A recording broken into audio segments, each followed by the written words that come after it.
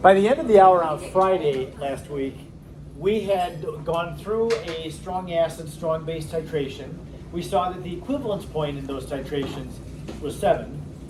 As you would expect, when you neutralize all your acid and base both at the same time, you have a pH that's neutral, 7. We're going to find, though, that as we got into the weak acid titration, we did the pH at a couple of data points here, and then we ran out of time in the hour. So we have to go now back to this and finish this. We're going to find, though, that the weak acid titration is not going to give us a neutral pH at the equivalence point. There's going to be something that happens, causes it to be not neutral.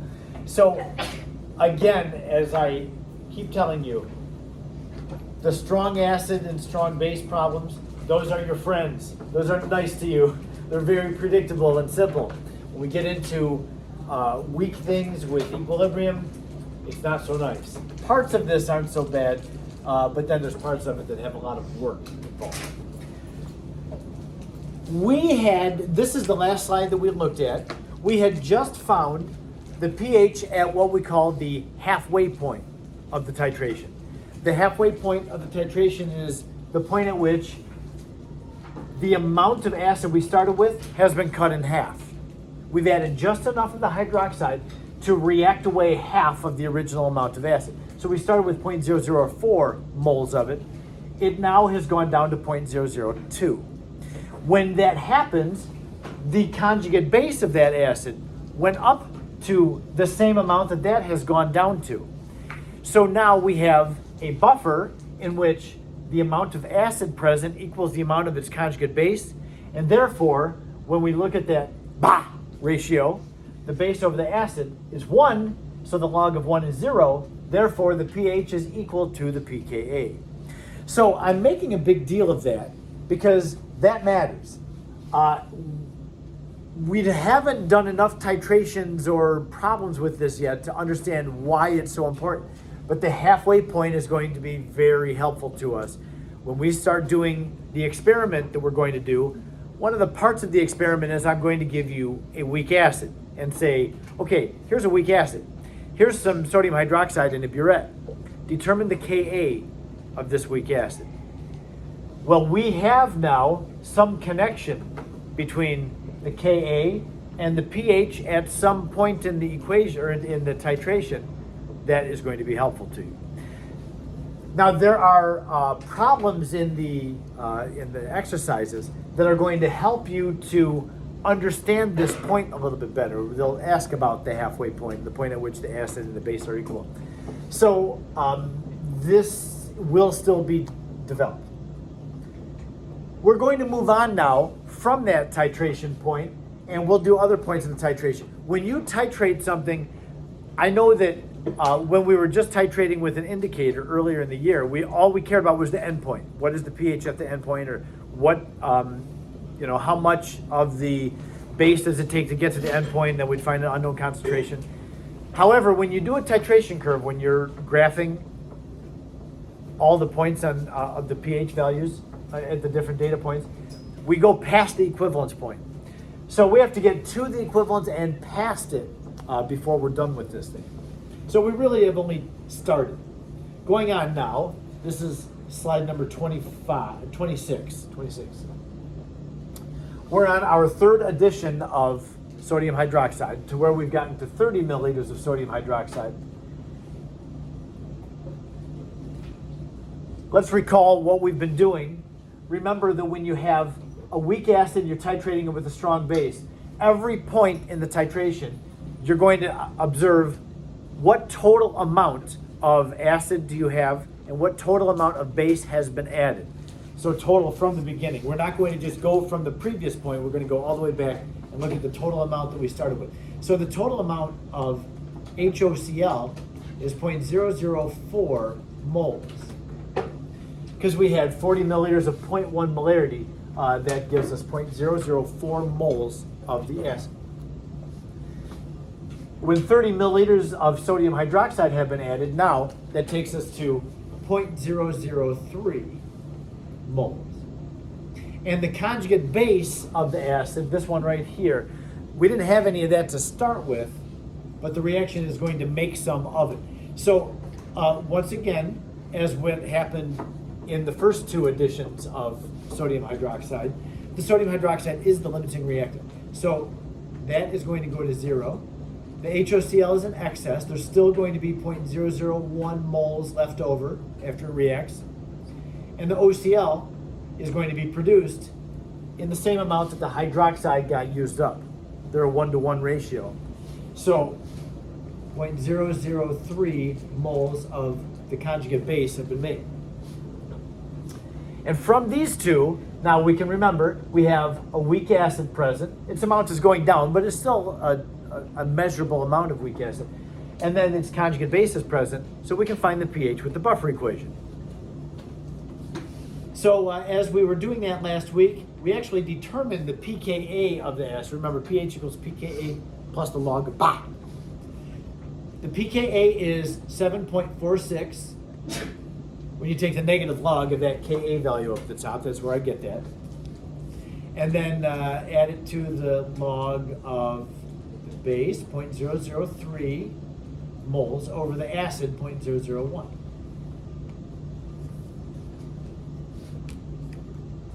So we grab our calculator. 7.46 plus log of 3. Because 0.003 divided by 0.001 is 3. So plus the log of 3 gives us a pH value of 7.94.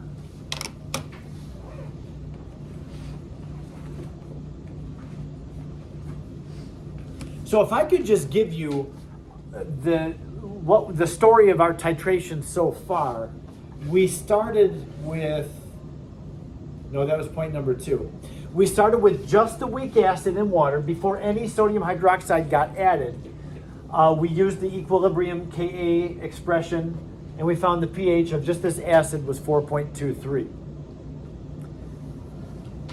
The first time sodium hydroxide was added, 10 milliliters came out, and just that 10 milliliters took us to almost neutral. Already we have gotten up to almost 7, practically 7, using the buffer equation. So one data point gets us to a pH of 7. The next point takes us from 7 up to 7.46. And then this last point that we did took us to 7.94. So you can see that the pH is going up pretty steadily. Now the next data point is the one that's going to give us the equivalence point. So we would expect a jump in the pH, not just at the equivalence point, but through the equivalence point. So the next 2 data points, there should be a pretty noticeable upward trend. And let's take a look. Okay, this is the point at which 40 milliliters of sodium hydroxide get added. So we're going to go to 0.004 moles of the hydroxide, reacting with 0.004 moles of the weak acid that we started with. So now in this case, I have been labeling the limiting reactant, but I can't this time because there is no limiting reactant. They both run out in exactly the same amount of reactant. So these both go to 0. And then the OCl, the conjugate base, was 0, but it went up by the left side went down.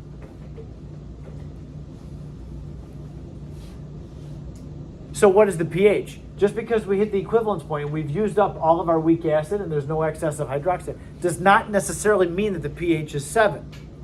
It's not 7. Why is the pH not 7? Harish, you're hesitant, but what do you think? Yeah, the conjugate base of the acid is present, and the conjugate base is a base. So that's all that we have in the solution right now that can affect the pH. The HOCl is not there. It can't do anything with the pH. The OH is gone. It can't do anything with the pH. However, the OCl, the conjugate base of the acid, is present. Good eye there, Harish. To get us some amount of it, and that's going to cause the pH to be basic. So how do you find the pH? Unfortunately, we can't use the buffer equation. We're done now with the buffer equation because all of our original acid is gone. All we have is weak base, no weak acid, its conjugate's gone. So we have to go back to what we know about equilibrium. And the fact that OCl negative is a base. The job of a base is to accept a hydrogen ion. So the OCl negative gets written in a chemical equation with water as the reactant, its other reactant, and then it pulls a hydrogen off to make HOCl. So that HOCl now originally is gone, but now some more of it's going to be made because this thing's going to dissociate and do its job as a base to make some of it. So initially we start with 0 of the HOCl. That one does not have an initial concentration. However, the OCl, and remember when we do an ice table, we have to use molarity. So I know that there's 0.004 moles of OCl, but you don't just throw that and use moles the rest of the way. We have to use molarity because at the end, we're going to have products and reactants, and then that's going to have to get equal to a Ka value. A Ka, it's actually a Kb because OCl is a base. The Kb is the ratio of the concentrations. So make sure you keep your ice tables in concentration. So the concentration of OCl is, the remaining amount is 0.004 moles over the total volume. We had 40 ml of the acid and 40 ml of the strong base was added to it. That's 80 ml. That's our total volume. So it's 0.080 liters. Now that's mumbo jumbo over there. So on the left side here, I'm going to say 0.004 moles over 0.08 liters. That is what I'm putting there. The equivalence point stinks. You have to do way more work on the equivalence point than any other point in the titration. So just be ready. Fasten your seatbelt when you know you're at the equivalence point because you're going to have all this work to do. So yeah, we have done the stoichiometry. We came up with the fact that there's strong base present. We now are starting an ice table with this.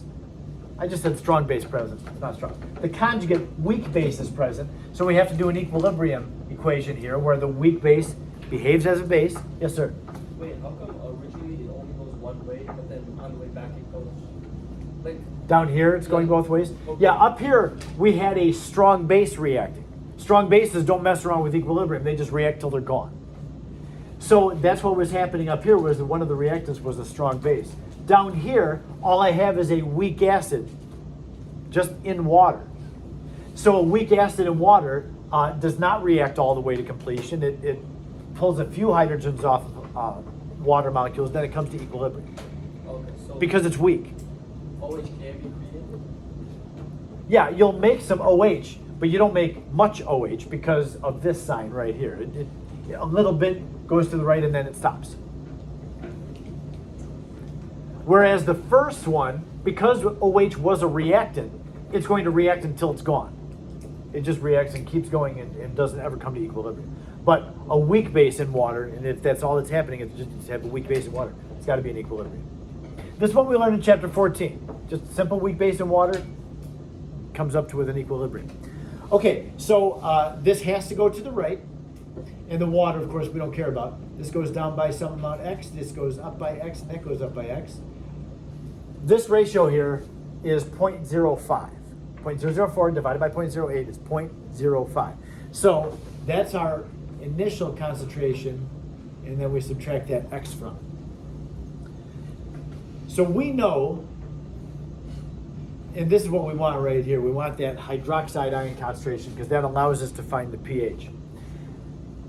We know that we have a base in water, and this thing comes to equilibrium. So the Kb of OCl is equal to Kw over the Ka, which was 3.5 times 10 to the negative 8. Right? We can't use that Ka value because we don't have any of that acid anymore. This is now a base solution, so we need to use its Kb. I don't know the Kb of OCl, but I do know the Ka of HOCl. So we find the Kb like this, and that's equal to the ratio of products over reactants. So we have an answer on the left. We have an expression on the right side. Multiply out the 0.05. Let's do that and see what the pH is. 1 times 10 to the negative 14th divided by 3.5 times 10 to the negative 8th. And then that's multiplied by 0.05. And then take the square root. Now the x value that we get is this is like the never-ending problem. Again, there's just one data point in the titration, but it's the equivalence point, and it's terrible. Because we're not even, I mean, we've got several steps to do still. The x value that we get is the hydroxide concentration, which will find the pOH, and then finally arrive at the pH. So I'll use a different color here because it's starting to run together. The x value is hydroxide, which is 1.2 times 10 to the negative 4th. So therefore the pOH is negative log of that. Negative log of the answer, 3.92. And finally we get, oh my goodness, thought this would never get here. The pH is 14 minus 3.92, which is 10.08.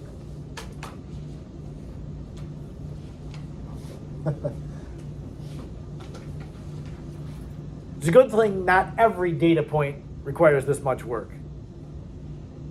because you would have extended your weekend.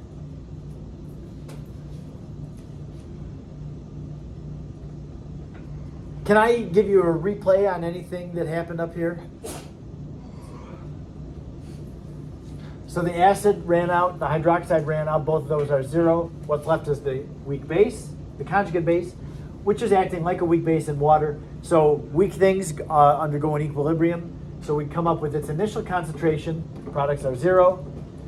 Left side goes down, the right side goes up. We fill out our equilibrium, get the Kb value, all that.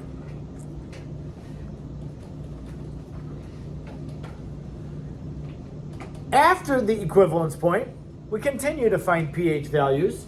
So I'm going to go to, oh, and by the way, that was the equivalence point, by the way. At the equivalence point in here, we have a pH of 10.08, far from neutral. And that's because when you have hit the equivalence point, the conjugate base remains. When you're titrating a strong acid, its conjugate base is not a base at all, it's neutral, so your solution is neutral. For instance, if I'm titrating HCl, hydrochloric acid, I'm titrating HCl. When all the hydrogen ion gets used up, all that's left is the chloride ion. Well, the chloride ion doesn't affect the pH because it's a neutral ion. It's never, ever, ever getting back together with hydrogen. So, strong base, you're going to get an equivalence point pH of 0 every time. With a weak base, you're going to get something basic. And that's what it's saying on here. Now, is it always 10.08 no matter what the base? No, it depends on what the base is and what its Ka value is. But yeah, when you have a weak acid titration, it will be acidic. It will be basic, the equivalence point. And that's because of its conjugate base still being. We move on.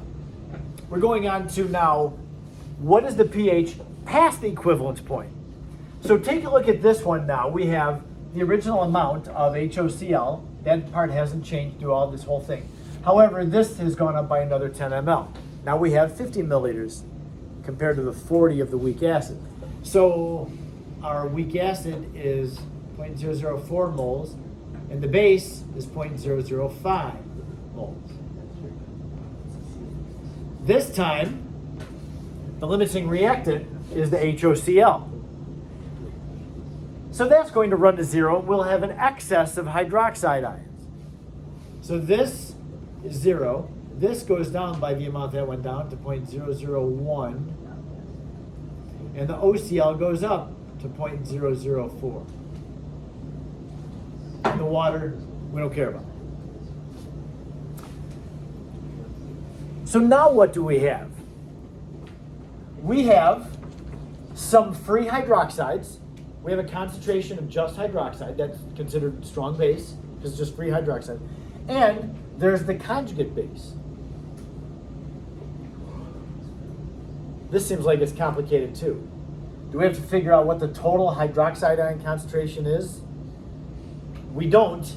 We don't have to do that. It turns out this, and there was at least one question I know like this on the midterm review, where you had, I think it was a combination of a weak acid and a strong acid. But this is a combination of a strong base and a weak base.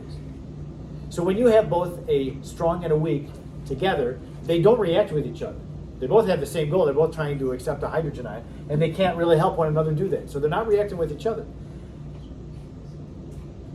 In a case where you have a solution that has both strong base and weak base, you can ignore the weak base.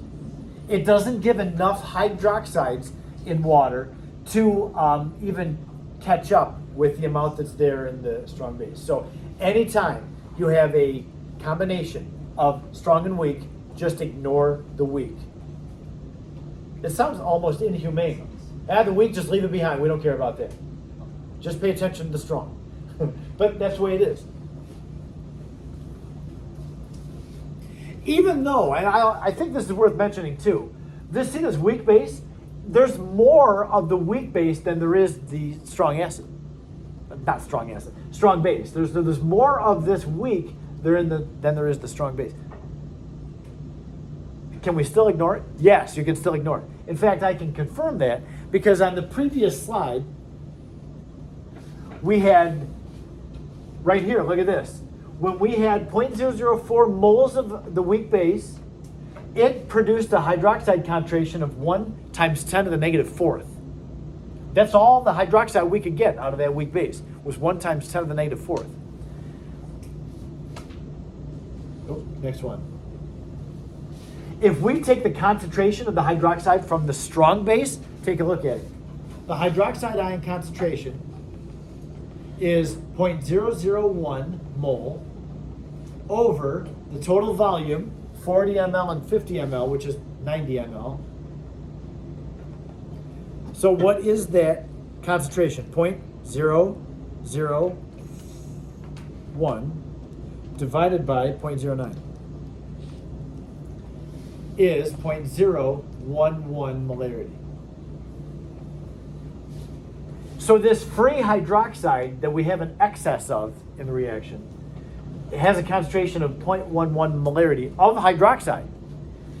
And the OCl is approximately going to give us, again, it was 0.004, same as what there was in this mixture of weak and strong, gave us 1 × 10 to the negative fourth. So it's like, it's insignificant, the amount of hydroxide given off by the OCl. So let's make ourselves a note so we can be clear on this. No, I'll use something else.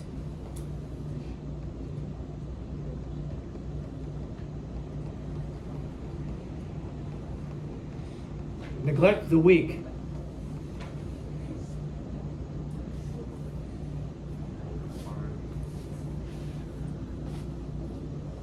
Mixture of strong base and weak base, neglect the weak base. Just pay attention to what the hydroxide concentration is from the strong. So from here, we are in good shape. We'll just find the pOH is negative log of the hydroxide concentration, and therefore the pH is what? Negative log of the answer is, this the pOH is 1.95.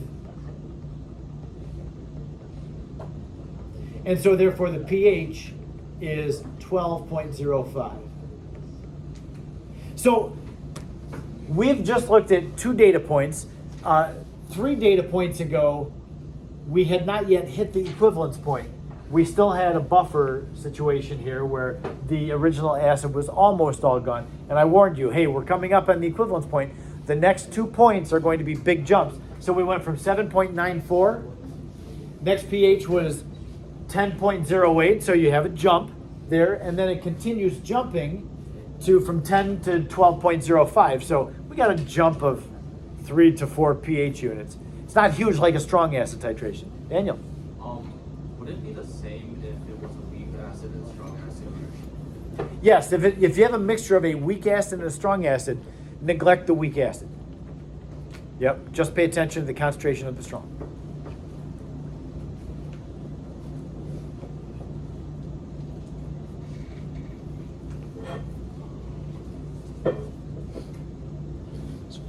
Yeah, go ahead.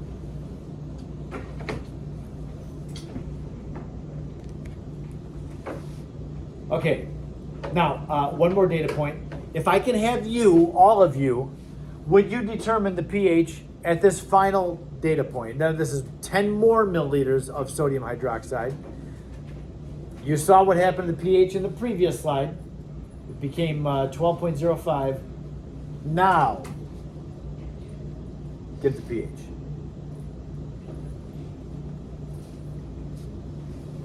We're past the equivalence point, so we essentially just have a strong base solution. We like the strongs.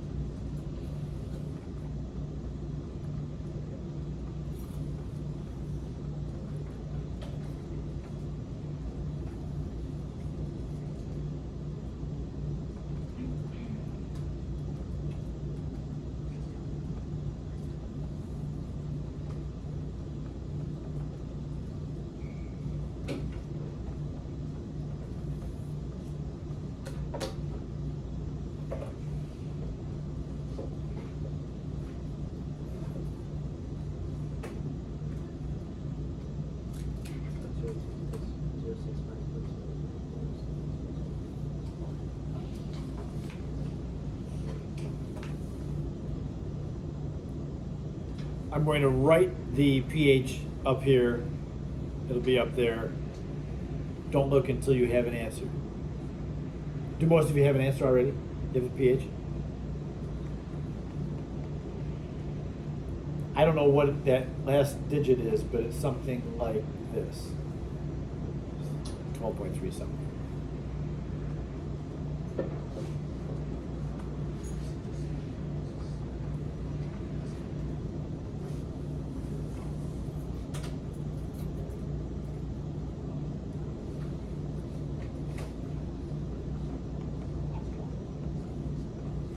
Very cursory kind of problem solving here. I'm going to just ignore sig figs and just get through this thing.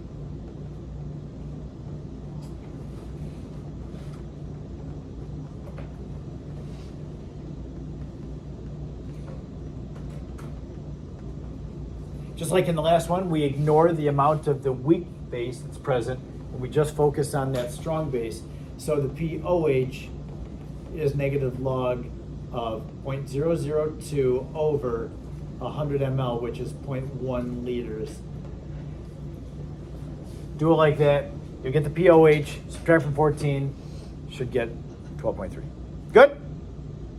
So there's our weak acid titration. Two big differences between a strong acid titration curve and a weak acid titration curve. And you can see that this is an example of a weak acid titration curve. This is not the acid that we just did. This is, it says acetic acid with a different Ka value. But here's the two major differences between what we saw in the strong and what we see in the weak. Remember, the strong acid started very low because it was a strong acid, got a lot of hydrogen ions, low pH. And so it started to just raise up and gradually rose. And when you got to the equivalence point, you had a jump of 8 to 10 pH units. It was a huge jump. And then it leveled off there at the end. The pH at the equivalence point, remember, was 7. Looking at this weak acid, the weak acid titration looks like our pH at the equivalence point is right about there, which is more like 9. So if the pH is basic, you know that it was a strong acid, the pH at the equivalence point. And notice this is a big difference between weak acid titrations and strong. At the very beginning, the first time any sodium hydroxide gets added, boom, you get this noticeable significant jump right off the bat. And then it kind of levels off. Again, we use the buffer equation to find the pH in here. When it's a buffer, it kind of helps to resist changes in pH. So quick jump, and then it's buffered until you get to the equivalence point, and then you get that big jump again.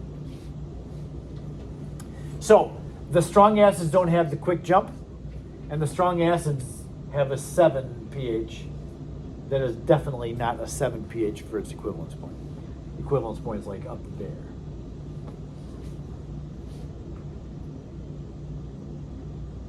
We move on now to a weak base titration. So we're going to have a weak base in a container with a burette containing hydrochloric acid. Normally we have a base in the burette, but in this example it will be an acid. So the base that we're going to use is called pyridine. Pyridine is cool. It's like a benzene ring, like that, and it has its alternating double and single bonds, but one of the 6 members of the ring is nitrogen rather than carbon. And the thing that makes nitrogen compounds, amine compounds, bases, is that they have a lone pair of electrons on them, this little cloud of electrons that a hydrogen ion, positive hydrogen ion, is attracted to and will bond to. So yeah, there's pyridine. That's the structure for this. So C5, 5 carbons each having a hydrogen coming off of them, then a nitrogen on there too. The Kb of pyridine is very low, 10 to the negative 9th power. This is a very wimpy base. And so that is going to play out. We're going to see when we actually do the curve on this one, it will be noticeable and striking how weak this base is. Let's go ahead. I'm going to go through 2 data points of this one with you. Then we're going to break up into rows, and I'll ask you to do several data points within your row, or every row to do 1. We have a base that we're starting with. Before any hydrochloric acid is added to it, we know the bases, they're sitting there in water. Their job is to pull a hydrogen off of water. So we have pyridine, our base, reacting with water. It's like we did in chapter 14. And then we get its conjugate acid and the hydroxide ion. So we know since the concentration is 0.1, we have that initial concentration. The water is going to be neglected or ignored. Reaction goes to the right. And then we have 0.1 minus x, x, and x. So Kb is going to allow us to know what the hydroxide concentration is. X squared over 0.1 minus x. And that Kb value is 1.7 times 10 to the negative 9. Solve for x. Ignore that minus x term. And when we get x, that's the hydroxide ion concentration. Let's see. 1.7 times 10 to the negative 9th times 0.1, and then take the square root. That's going to give us the x value of 1.3 times 10 to the negative 5th. Molarity. Then negative log of that is the POH, 4.88. So the pH is 14 minus that, which takes us to 9.12.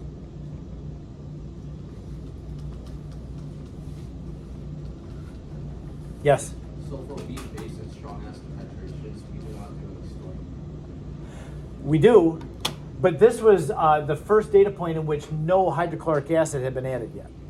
So it's just the weak base sitting there. What's its pH before any hydrogen ion gets added? The next data point, yes, we're going to have the stoichiometry because we have the hydrogen ion starting to react with it. Yep. Okay, so very weak base, low pH for bases. So yeah, here we are on our first addition of hydrogen ion.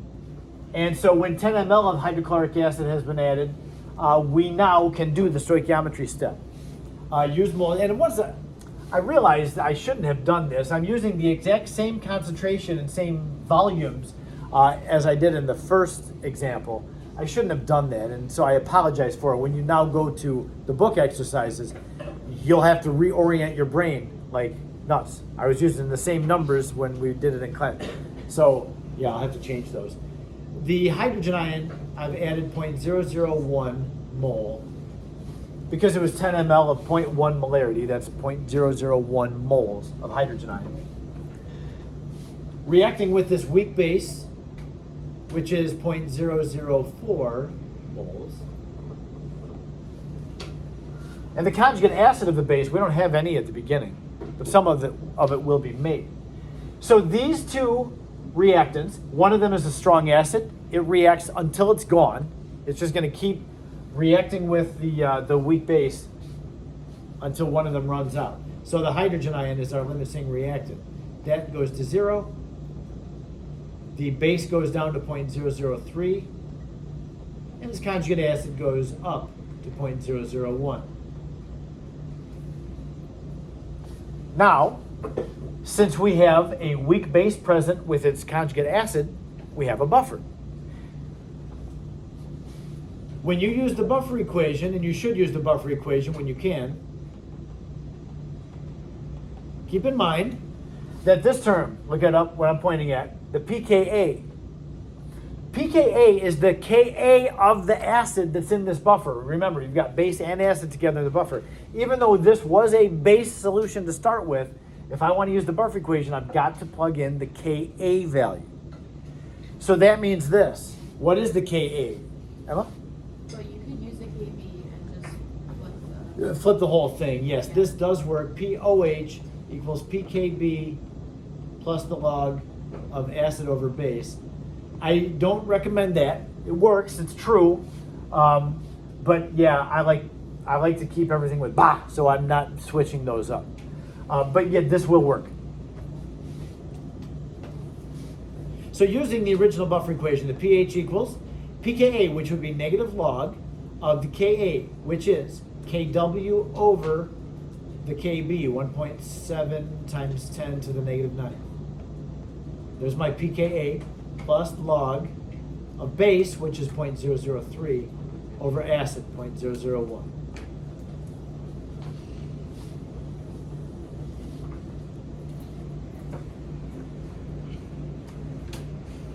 Not bad. So go ahead and just do this whole thing on your calculator at once. Negative log, and then Kw, 1 times 10 to the negative 14th, divided by 1.7 times 10 to the negative 9th. Close the parentheses. That takes care of this first calculation. And then plus the log, just call it log of 3, because it's, once again, 3 over 1. And we get a pH of 5.71.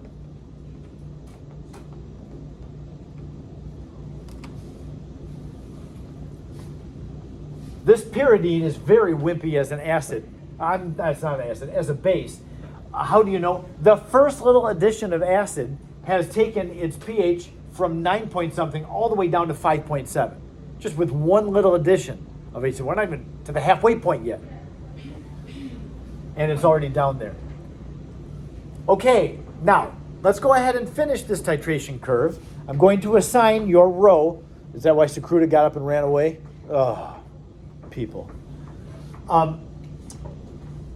The next slide kind of, oops. Yeah, you can see that's what we have. So here's what I'm going to do. I'm going to assign your row and amount. Ah, you're back just in time. Sit down and grab your pencil and be ready. Edison, in your row, would you add 20 milliliters of HCl and determine the pH? Jae-sung, in your row, would you do 30 milliliters of HCl? Oh, and a shoot. And Emma, and Harish, you are so lucky. You get the equivalence point. 40 milliliters. Lucky, lucky. 50 milliliters for Nikhil. I say the easier ones for Nikhil, you'll understand. And then 60 for Aditya and Ro. And then the two of you, would you do, let's just go all the way to 100. 100 milliliters of HCl added. Okay?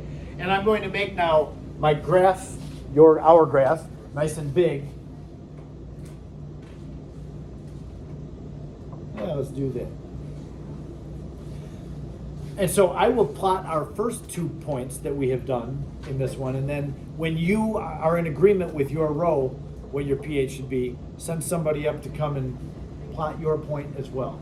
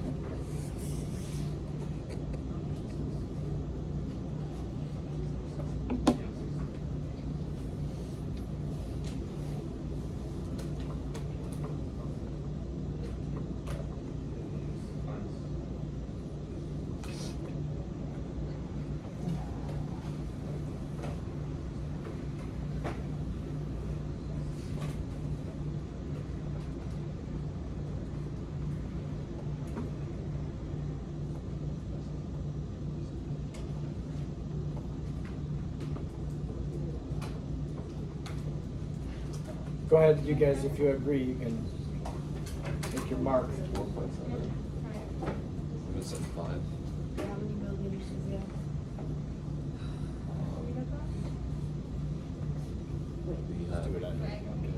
Maybe a 30.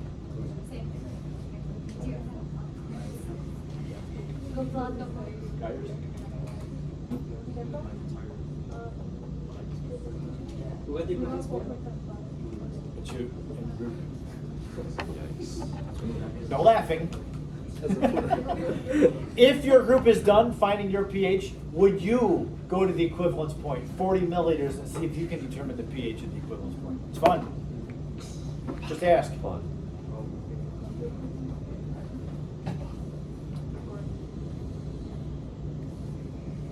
Oh, looking good.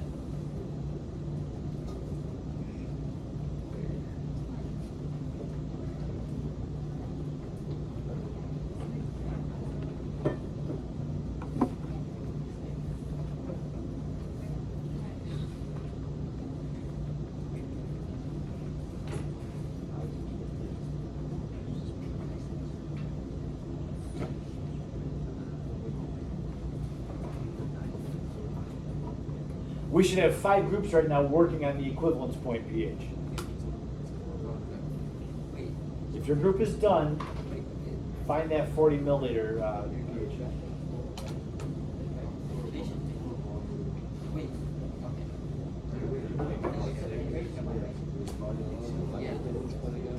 Nikhil, can I answer something for you? We were just wondering if we could like the type, like ACL or like total volume. But ACL When you find the concentration. no, like for the graph, or like the x-axis. Oh, that's just the volume of HDL. Yeah. Yeah.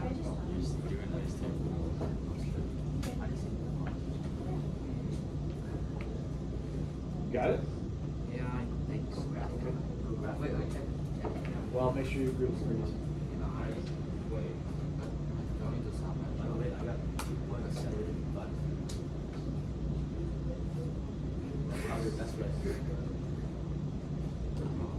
What'd you get? 2.0, yeah, that's right. What'd you get?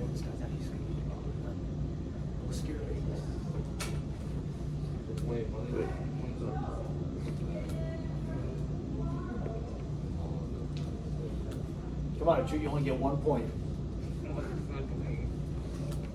Ah, nice. That was good.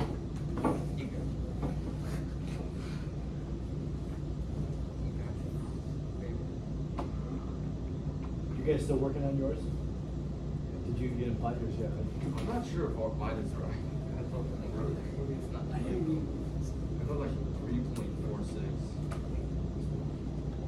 Yeah. That doesn't seem right. Wait, what was your content? 60, right? Yeah, 60. I got 1.65.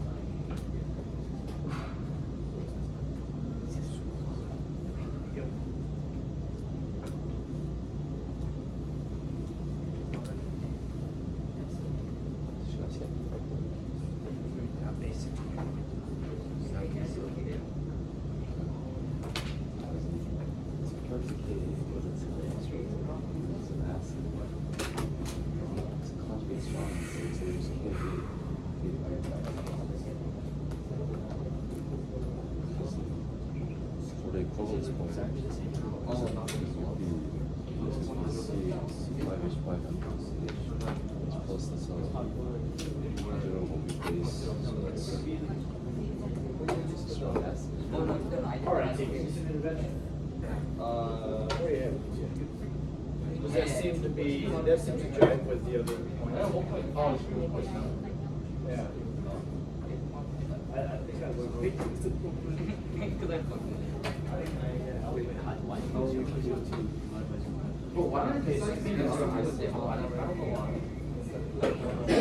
We have.